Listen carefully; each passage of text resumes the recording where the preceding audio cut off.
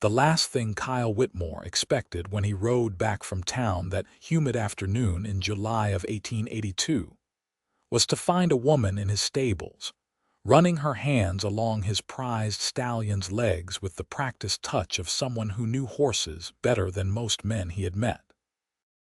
The dust from the Arizona Territory road still clung to his clothes as he stood in the doorway of the stable, watching her work.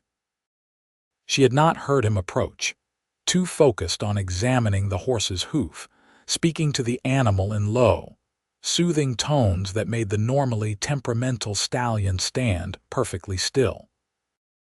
Her dark hair hung in a long braid down her back, and her clothes were worn and patched in several places, but clean.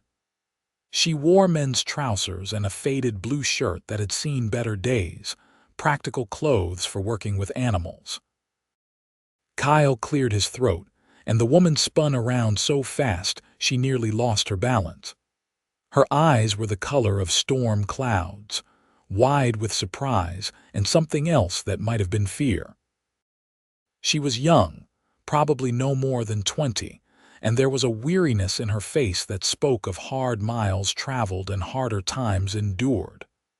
"I can explain," she said quickly, her voice steady despite the alarm in her eyes. "Your bay mare out in the paddock has been favoring her left foreleg. I noticed it when I was passing by, and I could not just leave her in discomfort. I found some supplies in your tack room and made a poultice. And this one," she gestured to the stallion, "had a stone lodged in his hoof. I removed it and checked for any bruising." Kyle stepped into the stable, his boots echoing on the wooden floor.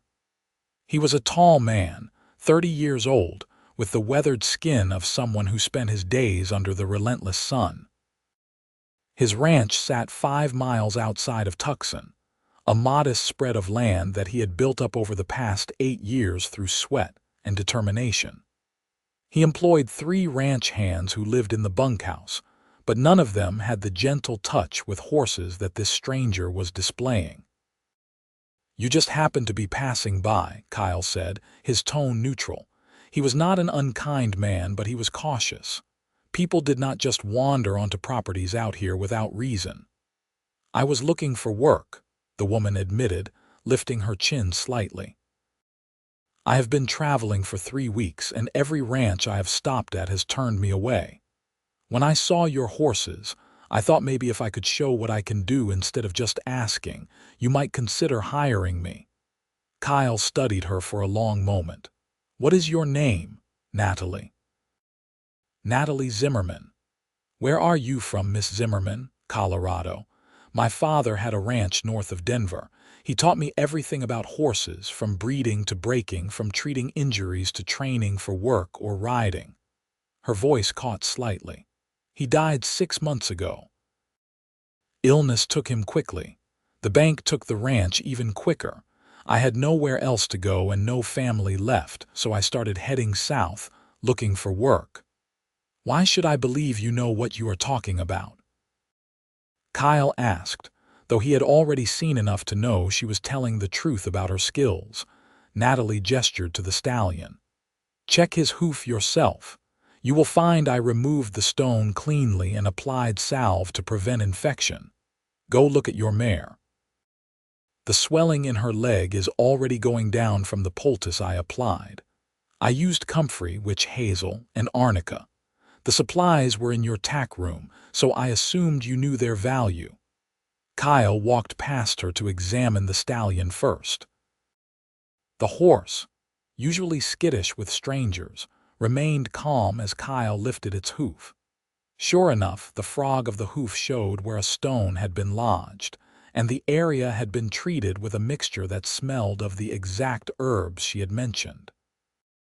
He released the hoof and walked out to the paddock where his bay mare stood. The horse came to him immediately, and he could see the careful bandaging on her left foreleg. When he gently pressed around the area, the mare did not flinch or pull away as she had been doing for the past 2 days. He returned to the stable where Natalie waited, her arms crossed, her expression guarded. My ranch hands have been working for me for years, Kyle said slowly. Not one of them noticed what was wrong with that mare or thought to check on it properly. You saw it in passing. I notice horses the way some people notice the weather, Natalie said simply. It is just what I do. Kyle made a decision that surprised even himself. I can offer you 3 meals a day, a room in the main house since you are a woman and it would not be proper for you to stay in the bunkhouse, and $30 a month. You will work with the horses, all aspects of their care. My men handle the cattle and the rest of the ranch work. If you prove yourself over the next month, I will raise your pay to $40. The transformation in Natalie's face was immediate. The guardedness melted away, replaced by relief so profound that her eyes glistened with unshed tears. "Thank you," she said, her voice thick with emotion. "You will not regret this, Mr. Whitmore. You know my name. The man at the general store in town told me about the ranches in the area when I asked about work. He mentioned you had one of the finest strings of horses in southern Arizona territory." Kyle nodded. "Come up to the house. My housekeeper, Mrs. Chen, will show you where you will be staying. Get yourself settled, have something to eat, and tomorrow morning we will start at dawn." He watched as Natalie gathered a worn saddlebag that had been tucked in the corner of the stable. Everything she owned in the world contained in that single bag. As they walked toward the ranch house, a sprawling adobe structure with a wide porch that provided shade during the brutal afternoon heat, Kyle found himself wondering what had possessed him to hire her so quickly. He was not an impulsive man by nature. Mrs. Chen, a Chinese woman in her 50s who had been keeping Kyle's house in order for the past 5 years, took the news of their new resident with her usual unflappable demeanor. She showed Natalie to a small room off the kitchen that had previously been used for storage. It had a window that looked out over the horse paddocks, a narrow bed, a washstand, and a trunk for belongings. "I will bring you some fresh linens and towels," Mrs. Chen said, her accent still noticeable but her English clear. "Supper is at 6 o'clock. Do you have other clothes?" Natalie shook her head. "Just what I am wearing and one other set in my bag." Mrs. Chen made a thoughtful sound. "I will see what I can find for you. We are similar in size. Tomorrow we go into town and Mr. Whitmore will advance you some pay for necessities." After Mrs. Chen left, Kyle lingered in the doorway. "The hands eat in the bunkhouse, but you will take your meals with Mrs. Chen and me in the main house. Breakfast is at 5, dinner at noon, supper at 6. On Sundays we rest unless there is an emergency with the animals." "I understand," Natalie said, setting her saddlebag on the bed. "Mr. Whitmore, thank you again. I have been sleeping rough for 2 weeks. Having a roof over my head and regular meals, it means more than I can say." Kyle nodded and left her to settle in. As he walked to his own room to wash off the trail dust, he could not shake the feeling that his life had just shifted in a direction he had not anticipated. He had been content with his solitary existence, building his ranch, working with his horses, keeping to himself except for occasional trips to town or visits with neighbors. He had been engaged once, 7 years ago, to a woman named Margaret who had ultimately decided that ranch life was too isolated for her tastes. She had married a shopkeeper in Tucson, and as far as Kyle knew, was happy with her choice. Since then, Kyle had not given much thought to companionship beyond the practical relationships he maintained with his employees and business associates. Now he had a young woman living in his house, and he could not quite figure out why that made him feel both unsettled and oddly pleased at the same time. That evening at supper, Natalie appeared wearing a clean set of clothes from her bag, her hair neatly braided and still damp from washing. She was quiet during the meal, answering questions when asked but not volunteering much information. Kyle learned that she was 22 years old, had never been married, and had spent her entire life on her father's ranch until his death. Her mother had died when Natalie was 12, and she had no siblings. "My father always said I had a gift with horses," Natalie said when Mrs. Chen asked about her training. "From the time I could walk, I was in the stables. He taught me everything, but some of it just came naturally. I can usually tell what a horse is feeling, what it needs, sometimes before it shows obvious signs." "That is a rare talent," Kyle said. "I have seen men work with horses their entire lives and never develop that kind of intuition." "What happened to your mother?" Mrs. Chen asked gently. "Fever," Natalie said quietly. "It swept through our area one winter. She fought it for 2 weeks, but in the end it took her. My father never really recovered from losing her. He kept the ranch going, kept teaching me, but there was a sadness in him that never went away. When he got sick, it was like he was almost relieved to go, to be with her again." The pain in her voice was raw, and Kyle felt an unexpected surge of sympathy. He knew what it was to lose people, to carry on when the foundation of your life had been shaken. His own parents had died in a wagon accident when he was 22, leaving him alone to make his way in the world. "I am sorry for your loss," Kyle said, and he meant it. Natalie met his eyes across the table. "Thank you, and thank you for giving me a chance here. I promise I will work hard and prove my worth." The next morning, Kyle woke before dawn as was his habit. He dressed quickly and headed to the kitchen, where Mrs. Chen already had coffee brewing and breakfast preparations underway. To his surprise, he found Natalie already outside, visible through the kitchen window. She was in the paddock with the horses, moving among them with quiet confidence as they gathered around her. Kyle poured himself a cup of coffee and stepped out onto the porch to watch. The sky was just beginning to lighten in the east, painting the desert landscape in shades of pink and gold. Natalie was checking each horse, running her hands over their bodies, lifting hooves, looking in mouths and ears. She spoke to them constantly in that low, soothing voice he had heard yesterday, and the horses responded to her as if they had known her for years rather than hours. "She has a way with them," Mrs. Chen said, joining him on the porch with her own cup of tea. "I watched her for a while before starting breakfast. She is genuine in her love for the animals. You can always tell the difference between someone who works with horses because it is a job and someone who works with them because it is a calling." "She does seem to know what she is doing," Kyle admitted. Over the following days, Natalie proved herself more capable than Kyle had dared to hope. She woke before dawn and often worked past sunset, never complaining about the long hours or the physical demands of the work. She mucked stalls, repaired tack, mixed feed, administered medications, and spent hours working with a young filly that had been too skittish for the ranch hands to make progress with. Within a week, the filly was following Natalie around like a devoted dog.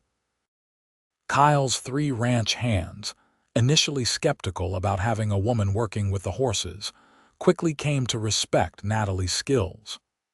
Jake, the oldest at 50, had been breaking horses since he was a teenager, and even he admitted that Natalie had techniques he had never seen before.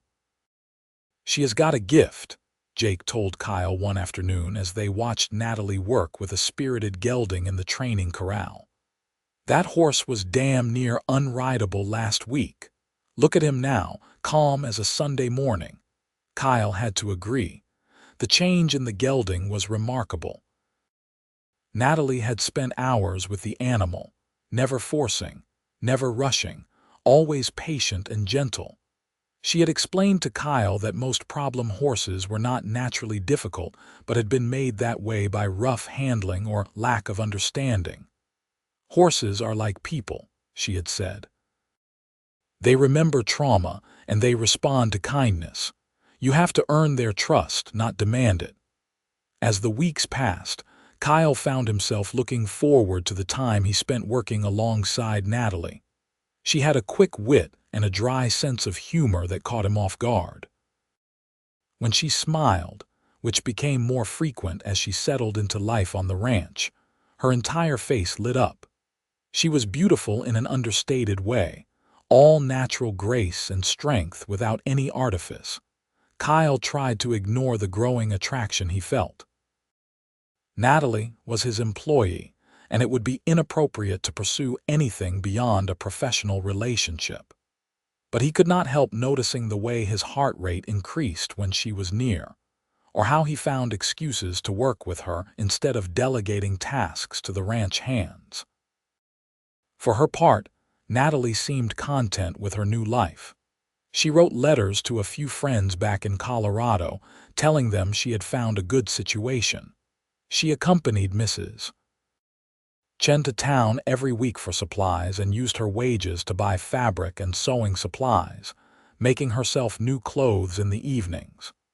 She proved to be an excellent seamstress, and Mrs. Chen praised the neat, sturdy garments she created. One evening in late August, nearly 2 months after Natalie's arrival, Kyle found her sitting on the porch after supper, staring out at the desert sunset. The monsoon season had brought afternoon thunderstorms that left the air smelling of rain and creosote, and the temperature had finally dropped from unbearable to merely hot. "Mind if I join you?" Kyle asked. Natalie looked up and smiled. "It is your porch." Kyle settled into the chair beside her, stretching out his long legs. They sat in comfortable silence for a while, watching the colors shift across the sky. Finally, Natalie spoke. "I have been thinking about something," she said. "You have been more than fair with me, paying me well, treating me with respect. But I realized I never properly apologized for trespassing on your property and working with your horses without permission. It was presumptuous of me." "You needed work, and you have more than proven your value," Kyle said. "I am the one who benefits from your skills. Still, it could have gone very differently. You could have had me arrested or run me off the property. Instead, you took a chance on a stranger." She turned to look at him, her gray eyes serious. "Why did you do that?" Kyle considered the question. "Honestly, I am not entirely sure. I suppose I saw something in you that reminded me of myself when I was younger. I came out here with nothing, determined to build something of my own. And I saw how you were with the horses. That kind of natural ability is rare. It seemed foolish to let you walk away." "I am glad you did not," Natalie said softly. "This is the first place that has felt like home since I lost my father and the ranch." Something in her voice made Kyle's chest tighten. "You miss Colorado." "I miss what was, but I know I cannot go back. That life is gone. So I am trying to build a new one here in Arizona. If you will have me, I would like to stay on permanently, not just as a temporary hand."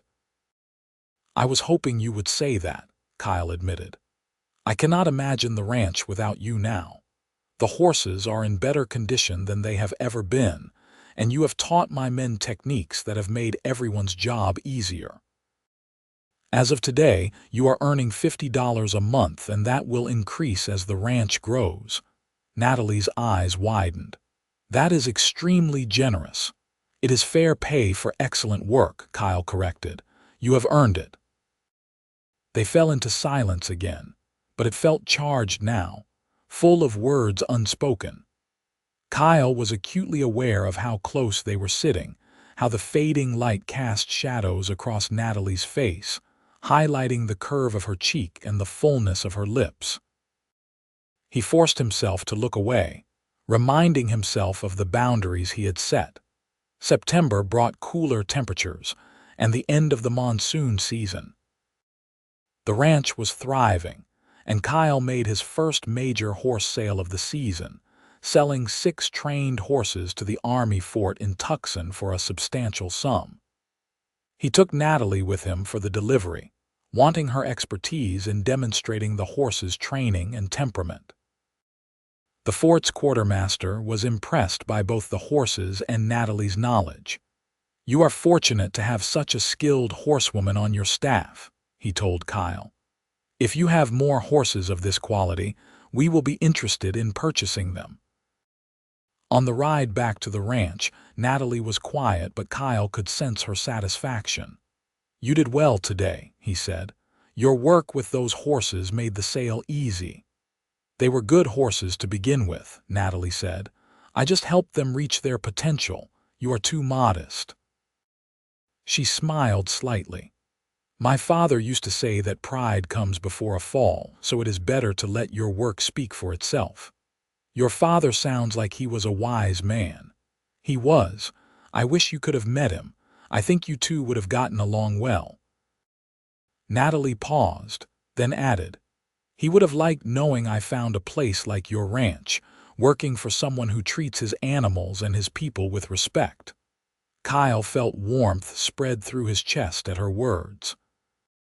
"I am sure he would be proud of you, seeing how you have persevered through difficult circumstances." "I hope so," Natalie said quietly. "Some days I still cannot believe he is gone. I catch myself thinking I need to tell him about something, and then I remember." "The loss of a parent never fully goes away," Kyle said. "My mother and father died 8 years ago, and I still have moments where I want to share something with them. But it gets easier with time. The sharp edges of grief soften into something more bearable." "Did you have anyone to help you through it?" Natalie asked. "I had my faith and I had my work. The ranch became my focus, my reason to get up every morning. Building something with my own hands, creating something lasting, it helped." Natalie nodded, understanding in her eyes. "That is how I feel about working with the horses. When I am with them, everything else fades away. The grief, the uncertainty about the future, all of it becomes manageable." They rode the rest of the way in companionable silence, the desert landscape spreading out around them in shades of gold and rust under the afternoon sun. When they arrived back at the ranch, Kyle helped Natalie unsaddle the horses and settle them in their stalls. Their hands brushed as they both reached for the same brush, and the contact sent electricity up Kyle's arm. He pulled back quickly, but not before he saw the color rise in Natalie's cheeks. "Sorry," he muttered. "It is fine," she said, not meeting his eyes. The moment hung between them, awkward and charged, until Mrs. Chen's voice called them to supper, breaking the tension. That night, Kyle lay awake in his bed, staring at the ceiling and admitting to himself what he had been denying for weeks. He had feelings for Natalie that went far beyond respect for her skills or appreciation for her work ethic. He was falling in love with her quiet strength and gentle humor, with the way she moved through the world with grace, despite the hardships she had endured. The realization both exhilarated and terrified him. She was his employee, dependent on him for her livelihood and her home. Any romantic overture on his part could be seen as taking advantage of that power imbalance. He could not bear the thought of making her uncomfortable, or putting her in a position where she felt obligated to return his feelings out of fear of losing her job. And yet, he could not shake the memory of the flush in her cheeks when their hands had touched, or the way she sometimes looked at him when she thought he was not watching. October arrived with perfect weather, warm days and cool nights ideal for working outdoors. Kyle and Natalie fell into an easy partnership, working together to train a string of new horses for another army sale. They spent long hours in the corral, and Kyle found himself sharing stories from his past, things he had not talked about in years. He told her about growing up on a small farm in Missouri, about his parents' dream of heading west, about the accident that had taken their lives just as they were preparing to make the journey. He told her how he had sold everything and come to Arizona Territory alone, determined to fulfill their dream even if they could not be there to see it. In turn, Natalie opened up about her childhood, about her mother's laugh and her father's patience, about growing up knowing she was different from other girls her age, because she preferred the stables to social gatherings. She told him about the devastation of watching her father succumb to illness, about the humiliation of being forced off the ranch by the bank, about the fear she had felt traveling alone through unfamiliar territory with almost no money and nowhere to go. "I thought about giving up," she admitted one afternoon as they cooled down the horses after a training session. "There were moments when I wondered if I should just find a town and try to get work as a seamstress or a cook, give up on horses altogether. But every time I thought that, something in me rebelled. Horses are not just what I do, they are who I am."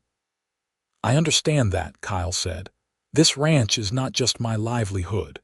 It is my identity, my purpose. I cannot imagine being anything other than what I am now." "Which is what exactly?" Natalie asked, genuine curiosity in her voice. Kyle thought about it. "A man who works hard, who treats others fairly, who tries to leave things better than he found them. Not very exciting, I suppose." "I think it is exactly right," Natalie said, and the warmth in her voice made Kyle's heart skip a beat. The moment stretched between them, full of possibility. Kyle opened his mouth to say something. He was not sure what, but the sound of riders approaching interrupted them. 3 men rode into the yard, and Kyle recognized them immediately. His neighbor, Tom Bradshaw, along with 2 of his ranch hands. "Whitmore," Bradshaw called out, dismounting with the stiffness of a man who spent more time in saloons than in saddles these days. "We need to talk." Kyle walked over, aware of Natalie hanging back but staying close enough to hear. Bradshaw was in his 50s, a red-faced man with a booming voice and opinions he shared freely whether asked for them or not. He had made several attempts over the years to buy Kyle's ranch, all of which Kyle had politely but firmly declined. "What can I do for you, Tom?" Kyle asked. "You can start by explaining why you have got a woman doing a man's work," Bradshaw said, jerking his chin toward Natalie. "It is not natural, and it is not right. Makes the rest of us look bad, having our womenfolk asking why they cannot work with horses too." Kyle felt anger rise in his chest, but he kept his voice level. "Miss Zimmerman is the best horse trainer I have ever seen. Her gender has nothing to do with her ability to do the job." "That is not the point," Bradshaw blustered. "There is a proper way of doing things. Women belong in the house, not in the stables. You keep on like this and people are going to talk. Might even hurt your business. You ever think of that?" "My business is doing better than it ever has," Kyle said coldly. "And Miss Zimmerman's contributions are a large part of that success. I do not care what people say, and I do not appreciate you riding onto my property to tell me how to run my ranch." Bradshaw's face darkened. "No need to get hostile. I am just trying to help you see reason. That girl has got you twisted up, I can tell. You need to think with your head, not with your—" "Finish that sentence and you will be leaving my property a lot faster than you arrived," Kyle said, his voice dangerous now. "Miss Zimmerman is a valued employee and deserves your respect. If you cannot manage that, then our conversation is over." Bradshaw stared at Kyle for a long moment, then spat in the dirt. "Fine, but do not say I did not warn you when this comes back to bite you." He remounted his horse, his men following suit. "People around here have long memories, Whitmore. They do not forget when someone goes against the natural order of things." Kyle watched them ride away, his jaw clenched. When he turned back, he found Natalie standing exactly where he had left her, her face pale but her chin lifted. "I am sorry," she said quietly. "I never meant to cause problems for you." "You have not caused any problems," Kyle said firmly. Tom Bradshaw is a small-minded fool who cannot stand seeing someone succeed without following his outdated ideas. Ignore him. But what if he is right? Natalie asked, and there was vulnerability in her voice now. What if having a woman working here does hurt your business? What if people stop wanting to buy horses from you because they disapprove of me? Kyle closed the distance between them, and without thinking about it, he reached out and took her hands in his. Listen to me.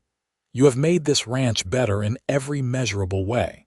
The horses are healthier, better trained, and commanding higher prices. The men respect you, Mrs. Chen adores you and I. He stopped, realizing he was about to say too much. And you what? Natalie asked softly, her gray eyes searching his face. Kyle knew this was the moment. He could pull back, make some generic statement about appreciating her work and maintain the professional distance he had been clinging to. Or he could be honest, risk everything, and tell her the truth. And I have come to care for you, Kyle said, his voice rough with emotion. More than I should, more than is probably wise. These past months with you here have been the happiest I can remember, not just because of your work, but because of you. Your strength, your kindness, your humor, the way you light up when you are with the horses. The way you have become part of this place, part of my life. Natalie's eyes widened, but she did not pull her hands away. Kyle, she paused, using his given name for the first time. I was not sure if you felt the same way. I have been trying so hard not to read too much into moments between us, not to hope for something that might not be possible. So you do feel something? Kyle asked, hardly daring to believe what he was hearing. Of course I do, Natalie said, and now there were tears in her eyes. How could I not? You gave me a chance when no one else would. You have treated me with respect and kindness. You have made me feel valued, not just as a worker but as a person. And somewhere along the way, I stopped thinking of this as just a job and started thinking of it as home. Because you are here. Kyle felt as if his heart might burst. I have been holding back because I did not want you to feel pressured. You work for me, and I have power over your employment and your home. I could not bear the thought of you feeling obligated to return my feelings. I do not feel obligated, Natalie said firmly. I feel fortunate and hopeful and terrified because I have never felt this way about anyone before. Neither have I, Kyle admitted. Not truly. I thought I did once, but it was nothing like this. They stood there in the fading afternoon light, hands clasped, the ranch quiet around them. Finally, Kyle released one of her hands to gently cup her face, his thumb brushing across her cheekbone. May I kiss you? He asked. Please, Natalie whispered. Kyle leaned in slowly, giving her time to change her mind, but she met him halfway. Their lips touched softly at first, tentative and sweet, then with growing confidence as they both surrendered to the feelings they had been holding back. Natalie's free hand came up to rest on Kyle's chest, and he wrapped his arm around her waist, pulling her closer. When they finally broke apart, both breathing heavily, Kyle rested his forehead against hers. I want to do this right, he said. I want to court you properly, not rush into anything just because we work together and live under the same roof. I would like that, Natalie said, a smile spreading across her face. Though I think we might have already been courting without calling it that. All those conversations on the porch, working side by side, sharing our stories. That is courtship, is it not? Kyle laughed, feeling lighter than he had in years. I suppose you are right. I have been courting you without even realizing it. So perhaps we are further along in this than we thought, Natalie said, her eyes sparkling with humor. In which case, I think another kiss would not be rushing things. Kyle was happy to oblige. Over the following weeks, their relationship deepened even as they maintained discretion around the ranch hands. Kyle courted Natalie in the traditional sense, taking her to town on Sundays for church services, followed by dinner at the town's modest hotel restaurant. They attended a harvest dance in late October, and Kyle felt a fierce pride as he escorted Natalie around the floor, ignoring the stares and whispers from some of the townspeople. Not everyone disapproved, however. Many of the people Kyle had done business with over the years came up to greet them warmly, and several women went out of their way to tell Natalie how impressed they were by her horse training skills. The owner of the general store, an elderly man named Henry Yates, cornered Kyle at one point and said, "About time you found yourself a good woman. That one has got spirit and sense, a rare combination. You hold on to her." By November, it was clear to everyone on the ranch that Kyle and Natalie were courting, though they remained professional during working hours. Mrs. Chen, who seemed to have known about their feelings before they did, took obvious delight in the development and began making special desserts for the evening meals, claiming they were just recipes she wanted to try but fooling no one. Kyle began thinking seriously about the future. He wanted to marry Natalie, wanted to build a life with her, but he worried it was too soon. They had only known each other for 5 months, and she had been through so much upheaval in her life.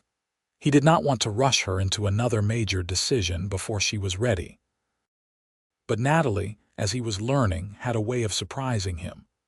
One evening in late November, as they sat on the porch watching the sunset, she said, "I have been thinking about something, and I want to ask you about it." "All right," Kyle said, curious about her serious tone. "When you look at the future, what do you see for this ranch?" Natalie asked. Kyle thought about it. "I see it growing, becoming one of the premier horse breeding operations in the territory. I want to expand the breeding program, bring in some new bloodlines, maybe buy more land to increase the grazing area." "Why do you ask?" "Because I see the same things," Natalie said. "And I want to be part of making that happen.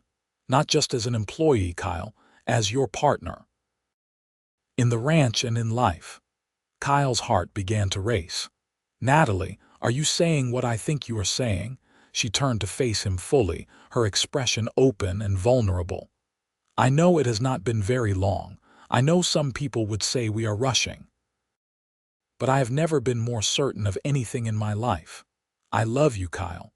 I love this ranch and the life we are building together. I do not want to wait months or years to make it official. I want to be your wife." Kyle felt as if the ground had shifted beneath him, but in the best possible way. "I love you too," he said, his voice thick with emotion. "I have been trying to find the right time to propose, trying to wait for what I thought was an appropriate amount of time. But the truth is, I have known since September that I wanted to marry you. I just did not want to pressure you." "You are not pressuring me," Natalie said firmly. "I am the one bringing it up, so let me ask you properly. Kyle Whitmore, will you marry me?" Kyle laughed, joy bubbling up inside him. "That is supposed to be my line." "We have never done things the conventional way," Natalie pointed out. "Why start now?" "Fair point," Kyle said. He stood up and pulled her to her feet, then dropped to one knee on the porch, still holding her hands. "Natalie Zimmerman, you walked into my life without asking, tended my horses without permission, and stole my heart without even trying. You have made me happier than I ever thought possible. Will you do me the honor of becoming my wife?" "Yes," Natalie said, tears streaming down her face. "Yes, absolutely yes." Kyle stood and swept her into his arms, kissing her deeply while the desert sunset painted the sky in brilliant shades of orange and red behind them. When they finally pulled apart, both laughing and crying at the same time, they found Mrs.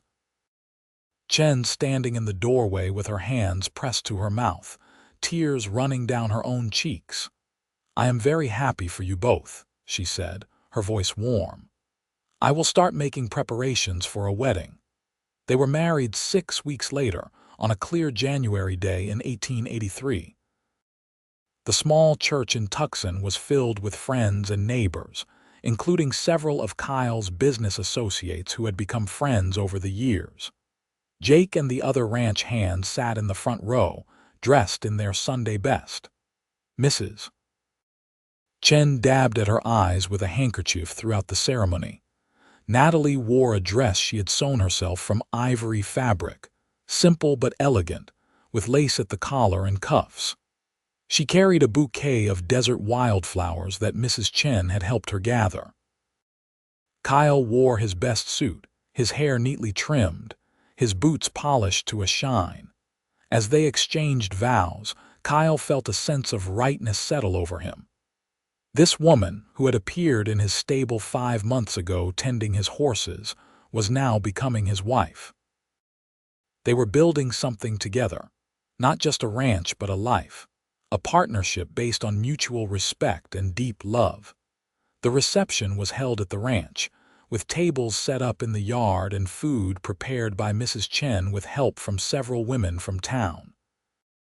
There was music and dancing, and as Kyle waltzed with his new wife under the stars, he could not remember ever feeling so content.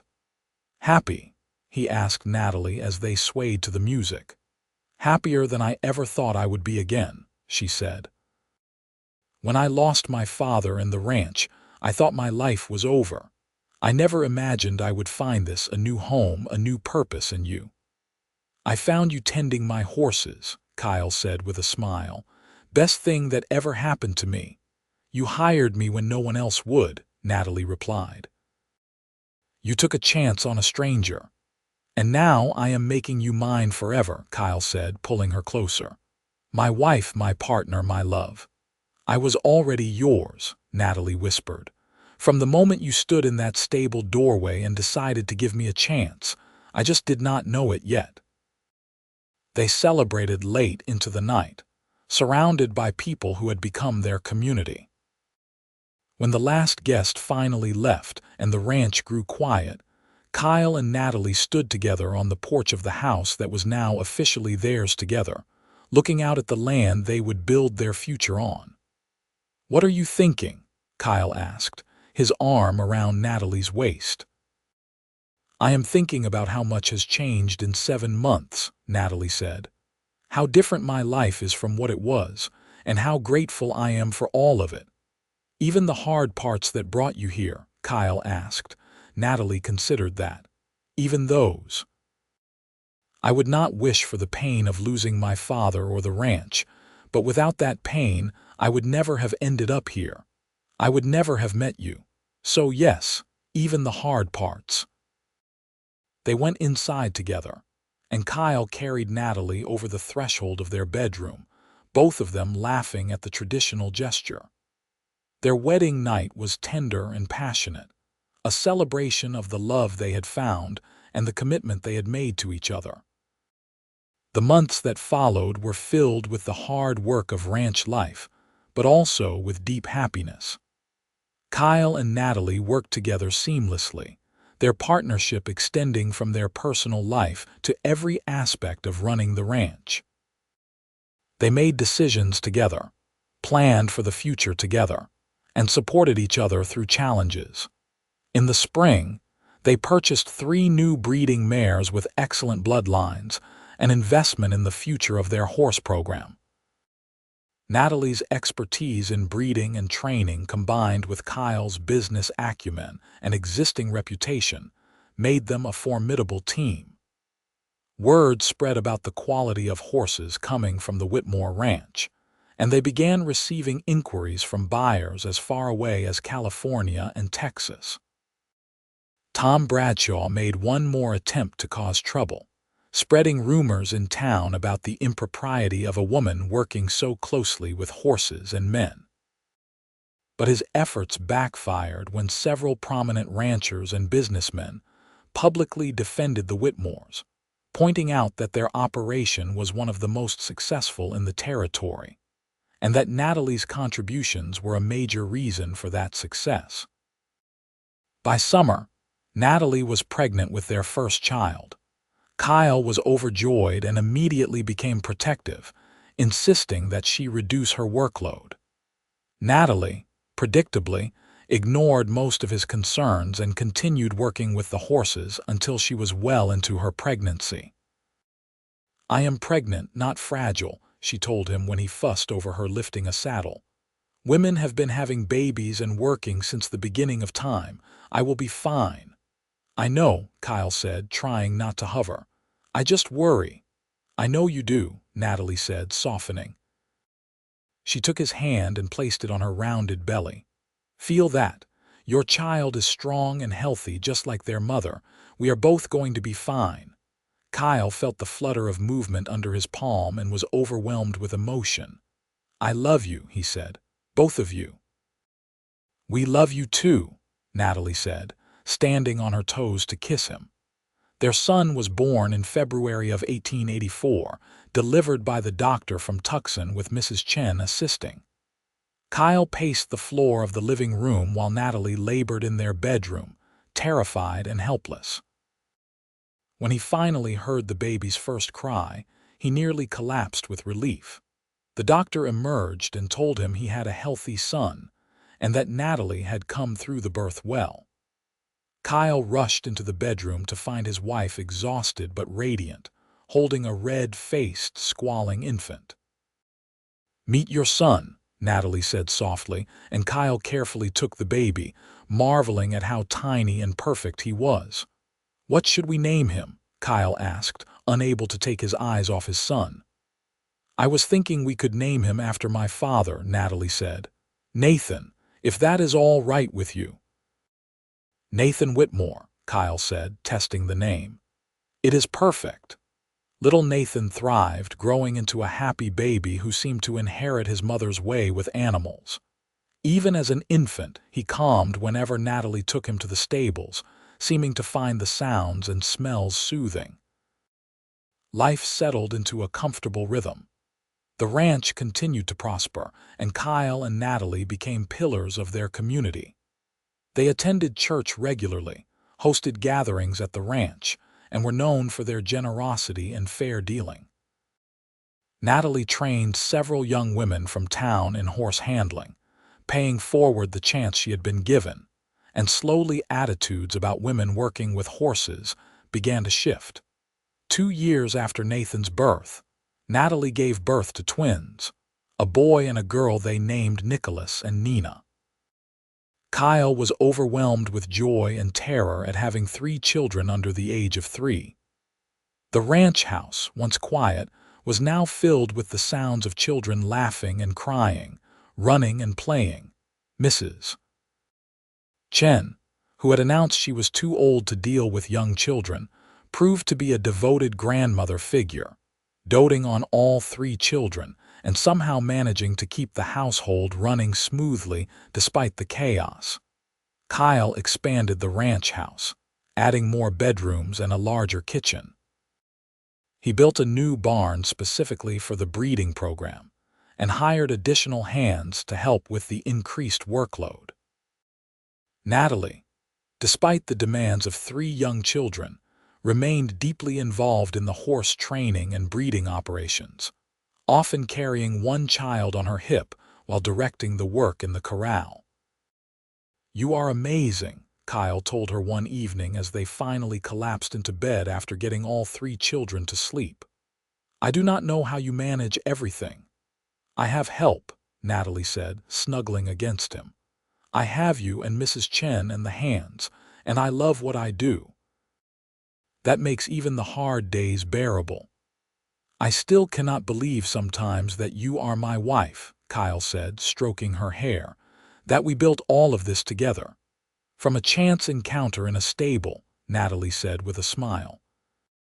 "You found me tending your horses without asking, and everything changed." "I hired you," Kyle said, continuing the familiar refrain. "And then you made me yours," Natalie finished, tilting her face up to kiss him. The years continued to pass, marked by the milestones of their children's lives and the growth of the ranch. Nathan proved to be a natural horseman like his mother, spending every possible moment in the stables. Nicholas was more interested in the business side of things, trailing after his father and asking endless questions about buying and selling. Nina, the only girl and the youngest, seemed to have inherited traits from both parents, equally comfortable in the stable or the house, fierce and loving in equal measure. By 1890, the Whitmore Ranch was one of the most respected horse operations in Arizona Territory. They had weathered droughts and economic downturns, rustlers and disease outbreaks, always coming through stronger because they faced everything together. Kyle, now 38, had gray threading through his dark hair, and the sun had carved deep lines around his eyes. But he felt younger than he had in his 20s, energized by his family and his work. Natalie, at 30, was even more beautiful than she had been as a young woman, her confidence and contentment evident in the way she moved through the world. One evening, as they sat on the porch watching their children play in the yard, Natalie leaned against Kyle's shoulder. "Do you remember that day 8 years ago when I asked you to marry me?" she said. "I remember you beating me to the proposal," Kyle said with a laugh. "Stole my moment." "I was impatient," Natalie admitted, "but I have never regretted it, not for a single day." "Neither have I," Kyle said. "You made me the happiest man in the territory when you said yes, and every day since then has only reinforced that feeling." Even the days when the twins were colicky and Nathan decided to try training a half-wild Mustang on his own, Natalie asked teasingly. "Even those days," Kyle confirmed. "Though I could have done without the terror of finding our 7-year-old in the corral with a horse that outweighed him by 1,000 pounds. He has your stubborn streak," Natalie pointed out. "And mine. That poor boy never stood a chance of being anything but headstrong." They watched as Nathan tried to teach his younger siblings how to throw a rope, with mixed results. Nicholas managed a decent loop, but Nina got tangled up and fell over, laughing as Nathan rushed to help her up. "They are good children," Kyle said. "We are fortunate." "We are," Natalie agreed. "And it is all because you took a chance on a stranger in your stable. You could have sent me away, but instead you saw something worth investing in." "I saw a woman who loved horses enough to risk trespassing to help them," Kyle said. "How could I not give her a chance?" "You gave me more than a chance," Natalie said, turning to look at him. "You gave me a home, a purpose, a family. You gave me everything." "You gave me the same," Kyle said softly. "Before you came, I had a ranch and a solitary existence. You made it a home. You made me whole." They kissed as the sun set over the Arizona desert, their children's laughter providing a joyful soundtrack. It was a moment of perfect contentment, the kind that could only be built through years of love and partnership, through facing challenges together and celebrating victories as a team. As the years continued to roll by, the Whitmore Ranch became a legacy. Nathan, Nicholas, and Nina all grew into capable adults who contributed to the family business in their own ways. Nathan took over the training program, showing the same natural gift his mother possessed. Nicholas handled the business operations, expanding their customer base and negotiating deals that made the ranch more profitable than ever. Nina, after a brief period of rebellion where she insisted she wanted nothing to do with ranching, returned home with a degree in veterinary medicine and revolutionized their approach to horse health care. All 3 children married and had families of their own, filling the ranch with a new generation of Whitmores. Kyle and Natalie became grandparents, a role they embraced with enthusiasm. They remained active in the ranch operations well into their 60s, though they gradually handed over more responsibility to their children. On a warm April evening in 1912, Kyle and Natalie celebrated their 30th wedding anniversary with a party attended by what seemed like half the state of Arizona. The territory had achieved statehood just months before, and the celebration felt like a dual recognition of personal and civic milestones. As Kyle danced with Natalie under strings of lanterns hung in the yard, surrounded by their children and grandchildren and the community they had built, he reflected on the journey that had brought them to this moment. It had started with a woman in his stable, tending his horses without permission. He had hired her, and eventually he had married her, making her his in every sense of the word. But the truth was, they had made each other. Together, they had created something greater than either of them could have built alone. "What are you thinking about?"